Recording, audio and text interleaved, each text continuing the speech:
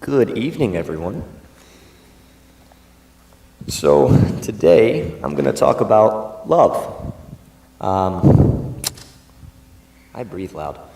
I am by no means an expert on love. Not married, single right now, maybe been in love a couple times. But the love that I'm going to talk about is, it's different than the love that we typically associate with. The love that I'm going to talk about is the love of Christ, the love of God. And I feel like so often we mix those two. We combine them together as if they are the same thing when in reality they're not. Had a friend actually just a few minutes ago tag me in a post. And at the top it says, "A little girl asked her brother, 'What is love?' And he replied, 'Love is when you steal my chocolate from my lunch bag every day, and I still hide it in the same place.'" See, love is not just a feeling. It's not just a feeling in your stomach, the butterflies that you get. Love is so much more. And I want to start, I posted a Facebook post. I posted a Facebook post, I guess 3 or 4 days ago. And the question that went out was, what is love to you? What is love to you? And I had a couple of people reply. One of my friends replied, "God is love." Very simple, 3 words, God is love. Another replied, "Love is an action, not a feeling. It's putting another person ahead of yourself in all things, but mainly in time. It's the most courageous thing you can ever do. Love is when I treat others as Christ has treated me. To love is to open yourself up to loss." And probably my favorite comes from one of my really good friends back in Durant. And I'm going to read all of it because I think it is extraordinarily accurate. "Love is when someone makes the choice to act for the ultimate good outcome of another, in spite of costs to self, sacrifices, or discomforts, many times without the opportunity to profit themselves in the situation. Jesus exemplifies this perfectly. He willingly acted at a great loss for himself in order to bring about the ultimate good of others, all others. Love is a choice. Love is an action. Love is a verb. Love does. Love listens. Love serves. Love gives a hand up in this life. Love is choosing to be family to those without. Love does not fit neatly in a tiny, culturally appropriate box. Love reaches outside of comfort zones and selfish worldviews. Love continues to act for the betterment of others even when despised. Love never quits. Love never stops. Love never fails. And in a world where people fail each other all too often, we have the greatest opportunity to preach Jesus to people by actually living out love. By stepping up and loving relentlessly, the world can best see Jesus in us when we are constant living examples of his kind of love. Nothing short will do. There are plenty of good people in the world. The world doesn't need to see any more good people. This world needs to see radically crazy love in action daily. Love is alive. When I read that, and I looked at what I had already written and prepared for this sermon tonight, I realized how similar it was. I'm going to tell you guys a couple of stories from my childhood, just to give you a little insight into my life. My mother, when she was pregnant with me, had to leave my biological father. He was he's not a good man. And she left for me. She left the security of a second paycheck, security of 2 extra hands to help raise a child, a home. She left knowing that I would not have a father, possibly ever again. But she left because of the circumstances that she was in. They weren't going to be beneficial to me. See, he was an alcoholic, and he was abusive. And she knew that leaving him would give me a better chance at life. I come from a broken home, as a lot of people do. And I don't say this to garner sympathy, guys. I don't want your sympathy. I live a blessed life. I live a very blessed life. I say this to show what love looks like. You see, when I was growing up, I loved this thing called Pokemon. Some of you younger guys in college group know it. Maybe some of the parents do. Loved it. And my mom, with very little money to her name, would go out and would buy me these Pokemon cards. They were absolutely useless and worthless, as I look back on it, right? They were. But she did it because I wanted them, because she loved me. I don't know how long it lasted, probably longer than it should have, but every now and then I'd want to go in and sleep in the same bed as my mom, as most kids do. I got to the point where I was a very violent sleeper. I would kick, and I would kick hard. And my mom's a little 5'0" lady, and so those kicks hurt. So she ended up, instead of saying, "No, you can't sleep with me," we came up with a solution. We put pillows all the way down in the middle of the bed. Love never fails. But see, without a father figure, I was beginning to be a little troublesome as a kid, and a little more than a little. And I was getting in fights in school every day, just about. Sent to the principal's office almost every day. Now, granted, I was getting in those fights because, this is what I've been told, the person that I was fighting with was picking on other people. And I didn't like that. And so I would get in a fight. Now, my way of fighting was to bend my head down and run straight at him, so it never worked out. But I would do that almost every day. Sent to the principal's office and back to class, and that's when my uncle stepped in. For those of you that know me well, you know that I've talked about both my mom and my Uncle Marty. And he recently moved to Tennessee, but he was an integral part of raising me, of my childhood, of who I am today. See, he only missed one sporting event that I can recall out of the entire time that I played sports, which was from the time that I could walk until, 18. College was a little different. He couldn't make all of those, but all the way up through my formative years, he missed one event. It's a lot of traveling. It's a lot of time. It's a lot of money. It's a lot of effort. And what gets me most about it is he chose to do it. He's my uncle. He's not my dad. He didn't have to do the things that he did. He didn't have to help raise me. He didn't have to buy me a bed in his own house when I came over so that I could stay there and sleep with him. He didn't have to take me to school. He didn't have to travel to places like San Angelo, middle of nowhere, Texas, in order to play a tennis tournament, to pay for the hotel bill in order for us to stay there. He didn't have to buy me a basketball goal on my birthday and surprise me with it when I got home. He didn't have to do any of those things. He chose to do it. And so through my life, through just those two people, my mother and my uncle, I have seen love exemplified. I have seen it. I have felt it. And I know it. They both raised me by showing me love, not just by telling me they love me. Sure, they tell me. I'm actually going to Tennessee here in a couple of days, and without a doubt, at some point, multiple times during my trip there, my uncle will say, "Christopher," say, "Yeah, what's up? Love you." That's it. Right? My mom does the same thing. They do more than tell me, they show me. And not only in those things, but they fed me.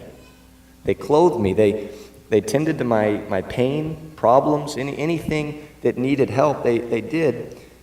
Which brings me to the Gospel of John, chapter 21, verses 15 through 17. When they had finished breakfast, Jesus said to Simon Peter, "Simon, son of John, do you love me more than these?" He said to him, "Yes, Lord, you know that I love you." He said to him, "Feed my lambs." He said to him a second time, "Son of John, do you love me?" He said to him, "Yes, Lord, you know that I love you." He said to him, "Tend my sheep." He said to him the third time, "Simon, son of John, do you love me?" Peter was grieved because he said to him the third time, "Do you love me?" And he said to him, "Lord, you know everything. You know that I love you." And Jesus said to him, "Feed my sheep." Now, there's a couple of things that I want to discuss in this passage. This is going to be where I am mainly pulling the lesson tonight from. The first thing is the two different types of love that are used here. Jesus, in the first two questions, asked Simon Peter whether he agapes him. Agape love is a love that I do not fully understand. Because the more and more that I read about it, the more and more that I see it through the scriptures, the more and more I realize that I'm lacking in it. Because it is a deep, deep love. It is a sacrificial love. The verse, God is love, God is agape. It is a sacrificial love. It's something that I don't currently have yet. Striving for it every day. But I don't have it. And one of these days, I hope that I will. One of these days, I hope that I will be able to look at somebody and know that I agape them, right? That I don't just have really, really strong feelings for them, but that I agape them. That I am willing to do anything for them. The other type of love that is mentioned is phileo. Now, the city in Pennsylvania that nobody in Texas likes because they have the Eagles there, Philadelphia, is named after that word, phileo. Philadelphia is the city of brotherly love. Phileo is brotherly love. And brotherly love is a strong type of love. I don't want us to confuse the two as being, incredibly, they're very close to each other. Because when we look at Peter and his actions toward Christ, right, he was one of the three, right? Peter, James, and John. He was one of the three closest friends of Jesus. He loved them, right? When Jesus said, I'm going to go to Jerusalem and be killed, Peter was quick to jump in and say, "No, you're not." Right? He wasn't thinking about the plan. He was thinking about his friend. He loved him so much, he didn't know what he would do without him, right? When we think about the fact that he denied him 3 times, we realize that all of the other disciples and apostles, aside from John, just left. Yes, Peter denied him, but he stayed with Jesus to a certain extent and watched because he loved him. And phileo is a strong word. It is a strong type of love. But Jesus here asks, "Simon, son of John, do you agape me? Do you love me unconditionally? Do you love me sacrificially?" And John responds, "Yes, Lord, you know that I phileo you." Now, the more that I've seen this, the more that I realize I don't think Peter at this point could say he agape Jesus. Because as we mentioned earlier, he had just denied him 3 times. He didn't sacrifice anything for Jesus. He didn't give anything of his life up for Jesus. I believe that as he grew older, as he grew more mature, that he did agape Christ. But at this particular time, I don't think he did, which is why I don't think he was able to respond in that manner. So it happens again. He asks, Simon, son of John, do you agape me? And he responds the same way. He says, yes, Lord, you know that I phileo you. And then the third time, when I first read through this a couple years ago, I was, why is Peter grieved? That doesn't make any sense. He just asked a question. Why is he upset about that? There's a couple of reasons that I believe that Peter was grieved. One is Jesus changed the word for love. He said, Peter, or Simon, son of John, do you phileo me? Not do you agape me this time. He said, do you phileo me? And Peter was grieved because he had said to him the third time, do you phileo me? Right? That he had to change the question in order to fit the answer. And the other reason I believe that he was grieved was Peter had denied Christ 3 times. And it was the same amount of times that he was asked the question, do you love me? Regardless of what word was used. And so we see that love is true love. True agape love is very difficult to obtain. Luke 6:27 discusses this a little bit further, what love really looks like. But I say to you who hear, love your enemies, do good to those who hate you. Agape your enemies. Love them unconditionally. Love them sacrificially. Love them as you love the Lord. We're supposed to love our enemies. Sometimes we don't love our friends. But we're supposed to love our enemies. And Jesus, I believe, gave the perfect example of this. You guys will flip over to Luke chapter 23. I'm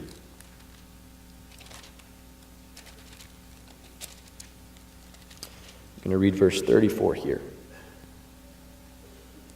We'll read a little more than that. Starting in 33, and when they came to the place that is called the Skull, there they crucified him and the animals, one on his right, or the criminals, one on his right and one on his left. And Jesus said, Father, forgive them, for they know not what they do. And they cast lots to divide his garments. Jesus has just been beaten. He's just been kicked, spat upon, insulted, reviled. He's just carried his own cross, who knows how far. He was just nailed to that same cross that he had carried. And here he says, Father, forgive them.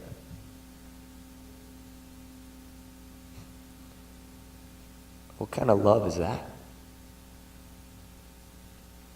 And it's the ultimate love, right? That he's willing and able to say, Father, forgive them.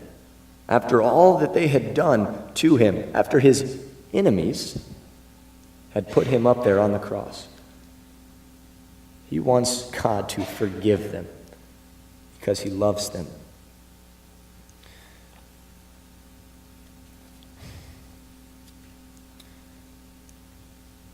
John chapter 15,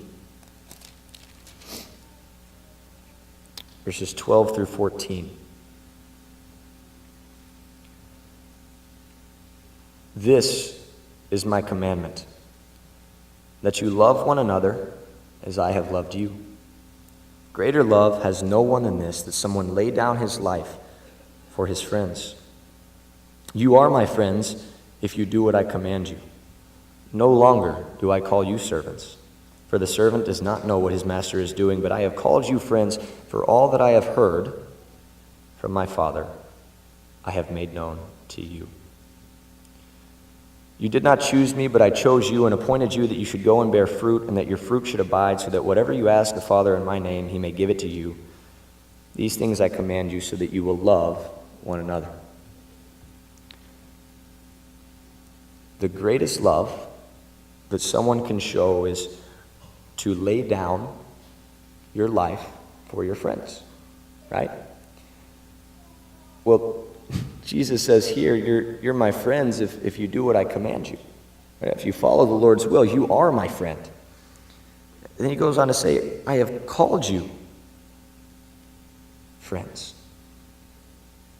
So Jesus saw us not as people under us. He saw us as friends. He saw us as people that he was associated with. And no greater love has someone than this, that he laid down his life for his friends. Well, what did Christ do? He laid down his life for us because he loved us sacrificially, unconditionally. And he literally sacrificed his life even though we were sinners. He gave up everything that he had in this life for us. It's powerful.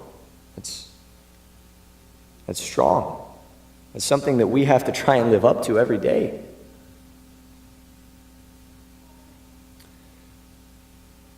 But Jesus didn't just show his love by dying on the cross. He showed his love in a lot of different ways. When he fed the 5,000, right? When they were hungry, when they had followed him and they needed food. And he broke bread, took the fish, and he fed 5,000 people. He felt compassion for them, right? The same thing with the 4,000. When he realized that Lazarus had died, Jesus wept.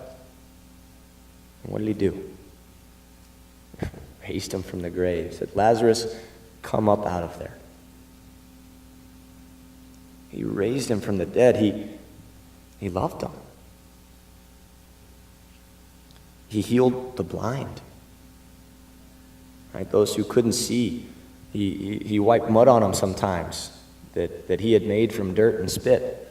It's always found that weird that Jesus did that. We always think of Jesus as this majestic guy, but he literally took dirt, spit in it, and then wiped it in someone's eyes to heal the blindness. He healed the deaf so that they could hear. The crippled, made them to walk again. Right? The man that was brought down on the platform from his 4 friends, who went up onto the roof because the building was so crowded.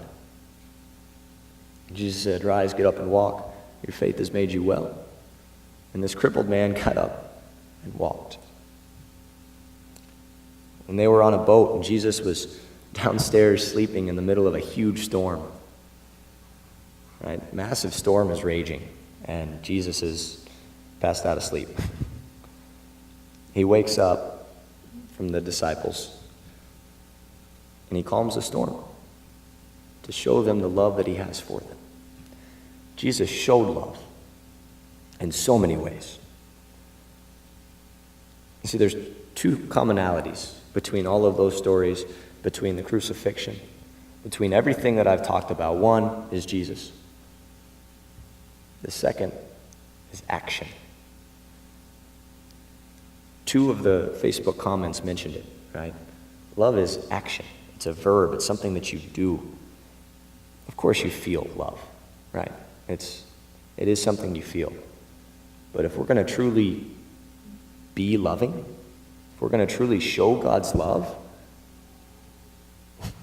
we have to be action-oriented, right? We can't just tell someone, be clothed and fed and go on. Clothe them, feed them, show them that you love them. In our daily lives, we need to be embodying what 1 John 3:18 says.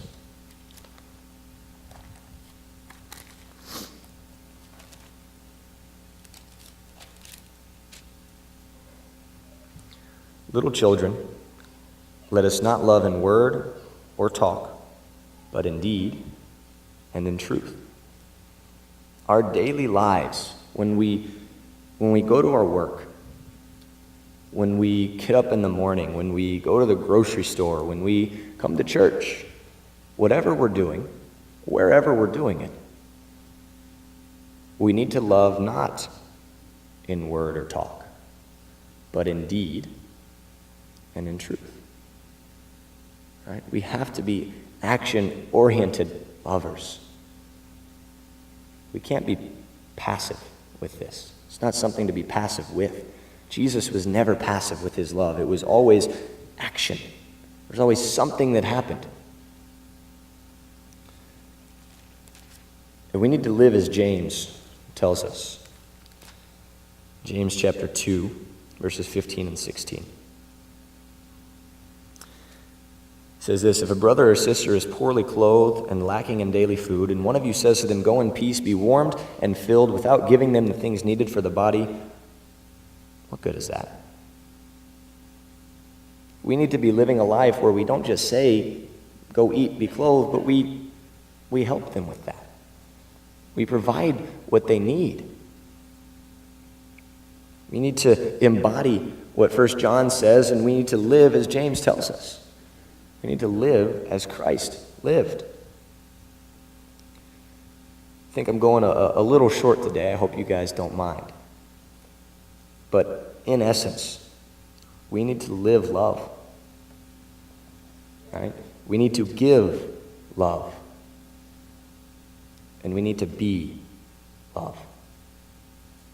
And if there is anything that you need at all, we have a church family here who is brimming with that love. And we would be more than happy to pray for you, to help you accept Christ as your Lord and Savior. We would love to do that. So please, if you have any need, come forward as we stand and sing.